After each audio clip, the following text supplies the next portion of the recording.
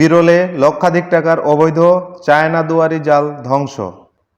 বিরলের পুনর্ভবা নদীতে ভ্রাম্যমাণ আদালতের অভিযানে লক্ষাধিক টাকার অবৈধ চায়না দুয়ারি জাল জব্দের পর পুড়িয়ে ধ্বংস করা হয়েছে। শনিবার বিকেলে উপজেলা ২ নং ফরুখাবাদ ইউনিয়নের সর্দারডাঙ্গা, রাজাপাড়া ঘাট, কাঞ্চনঘাট এলাকায় উপজেলা মৎস্য দপ্তরের সহযোগিতায় উপজেলা সহকারী কমিশনার ভূমি এ অভিযান পরিচালনা করেন। এ ব্যাপারে মৎস্য অফিসার আবুল কালাম আজাদ জানান, গোপন সংবাদের ভিত্তিতে খবর পাই সর্দারডাঙ্গা, রাজাপাড়া ঘাট, কাঞ্চনঘাট এলাকার পুনর্ভবা নদীতে অবৈধ চায়না দুয়ারি জাল পেতে মাছ নিধন করা হচ্ছে। বিকাল থেকে সন্ধ্যা পর্যন্ত অভিযান পরিচালনা করে ২৬টি জাল জব্দ করে, যার বাজার মূল্য প্রায় লক্ষাধিক টাকা।